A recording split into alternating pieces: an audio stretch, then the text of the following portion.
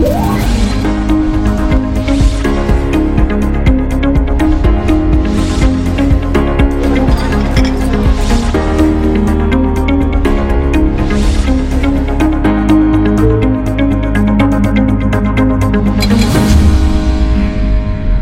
dalam acara Ayo Hidup Sehat.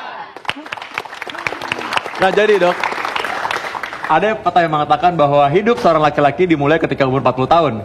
Dan 40 tahun sering juga dikatakan sebagai masa puber kedua bagi laki-laki. Tapi laki-laki sering lupa. Seperti tadi kita lupa bahwa ada yang namanya andropause. Terima kasih Dr. Arlin telah mengingatkan kita semuanya di sini. Ya. Apa yang perlu diwaspadai dan diperhatikan untuk masa andropause ini? Oke, jadi kan andropause itu adalah masa di mana fisiologis kelaki-lakiannya itu menurun. Kelaki-lakiannya menurun? Iya, jadi bukan fisiologis secara keseluruhan, tapi kelaki-lakiannya yang membedakan dia dengan perempuan.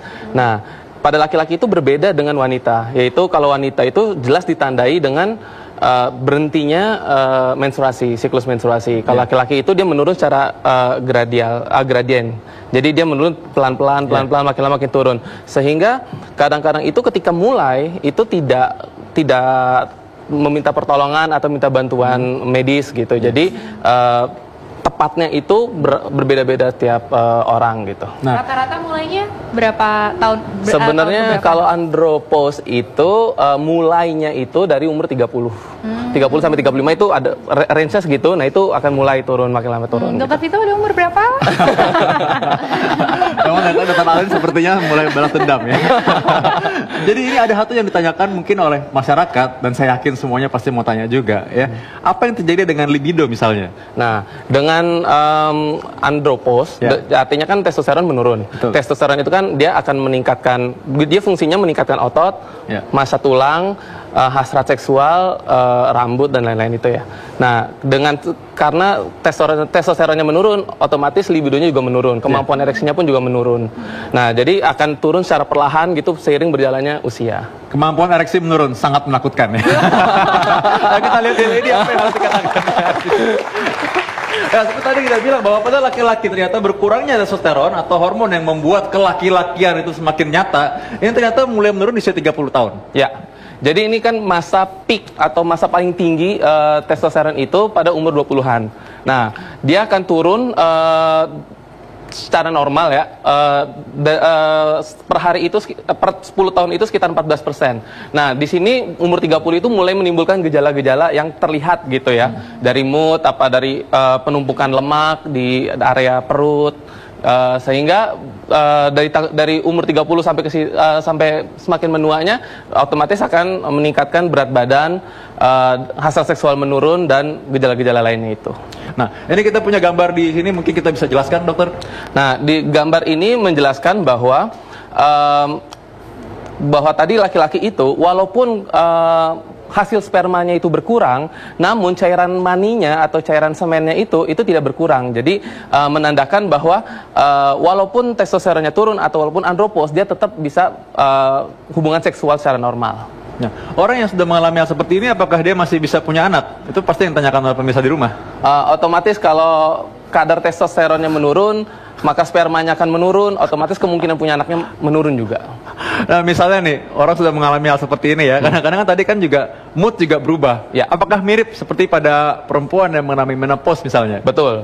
Nah, yang paling pertama yang mempengaruhi mood adalah seksual tadi, karena hasrat seksualnya menurun atau ketika mau berhubungan tidak bisa ereksi, sehingga kan moodnya juga akan tertekan gitu, apalagi kalau pasangannya juga menuntut. Namun di luar itu pun juga mood yang lainnya seperti kalau kerja jadi cepat lelah, itu kan akan mempengaruhi mood dia juga. Jadi itu akan berpengaruh semua. Oke, mengenai tidak bisa ereksi tentunya sangat menakutkan bagi pria. Tapi secara diam-diam perempuan juga pasti ingin tanya, Dokter Arlin dan Dokter Sheila, apa yang mau ditanyakan ke dokter? Oke. Nih, mungkin ada pencegahannya gak sih dok? Kayak tadi kan menopause tuh mungkin ada hal-hal yang bisa dilakukan seperti makanan, olahraga yang teratur, itu bisa memperlambat proses menopause. Kalau dari andropause ini gimana dok? Nah, jadi kalau andropause itu kan vitalitasnya itu berkurang.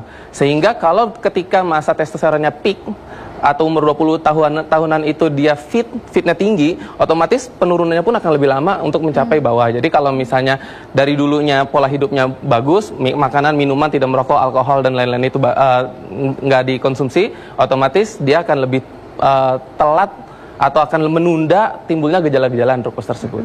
Baik dok, kita coba duduk lagi supaya bisa lebih santai ya.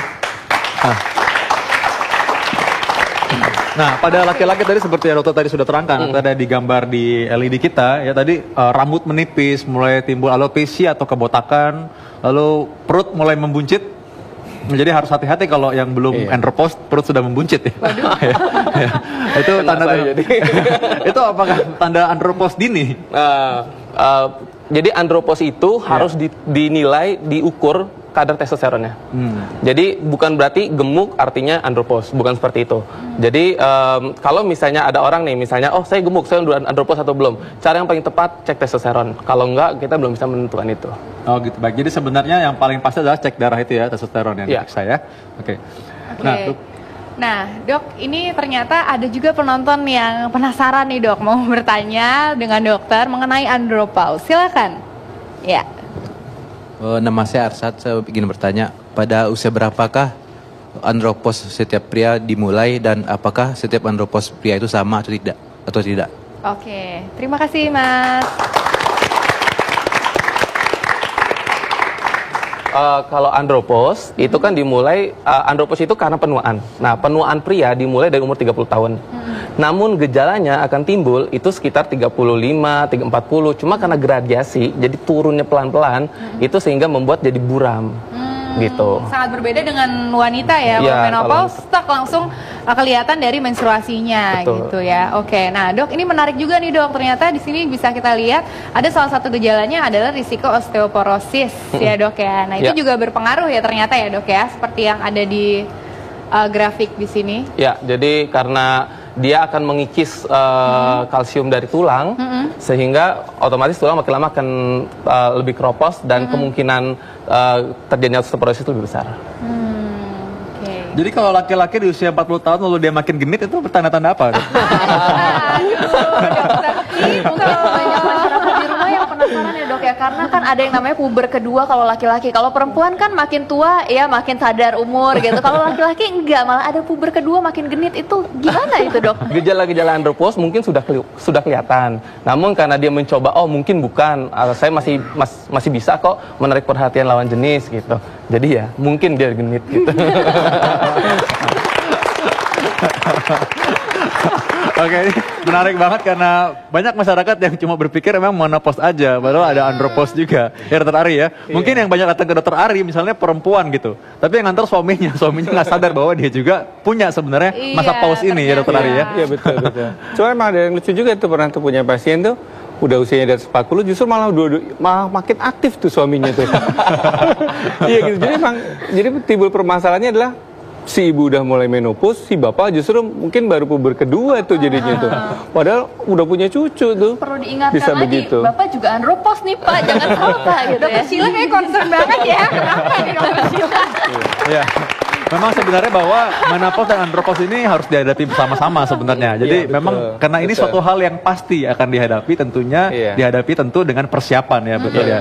Dokter Rama punya saran nggak atau punya tips nggak untuk hal ini? Jadi kalau misalnya masih muda atau masih masa peak testosteronnya, maka yang di bawah 30 tahun itu ya dok ya? Yang di bawah 30 tahun diharapkan itu bahwa dia menjaga pola hidupnya. Dia menjaga pola hidupnya dari makanan sama olahraga, kemudian tidak konsumsi rokok, alkohol. Itu. Nah, kemudian kalau misalnya timbul gejala-gejala, nah baru mulailah berobat gitu, karena di medis itu ada terapi untuk itu. Walaupun terapi itu berbahaya. Jadi ada harus dijaga ketat oleh tim medis gitu. Ya. Jadi ini untuk yang orang laki-laki berusia di atas 30 tahun. Kalau yang merasa masih di bawah 30 tahun bagaimana? Walaupun merasa ya. Merasa saja di bawah 30 tahun. Sebenarnya di atas ya. Tapi intinya memang tadi bahwa dengan menjaga pola hidup sehat, sebenarnya memang selain juga menjamin peralihan hormon itu semakin baik, tentu juga bagus untuk proses degeneratif sel-selnya ya. Tentu juga bisa menghindari dia obesitas, tentu membuat dia risiko untuk serangan jantung atau stroke nantinya, kolesterol tinggi, darah tinggi, dan itu akan membuat masa-masa andropause itu semakin tidak nyaman buat seseorang yang harus konsumsi banyak obat misalnya karena penyakit tersebut. Jadi memang dari awal, dari muda harus selalu ayo hidup sehat. Nah, betul ya. Iya. Nah, semakin menarik perbincangan kita, tapi nanti di segmen berikutnya kita akan ngebahas lagi nih cara gimana menghitung masa subur wanita, mungkin untuk perempuan-perempuan di rumah yang pengen punya anak. Sesaat lagi hanya di Ayo Hidup Sehat.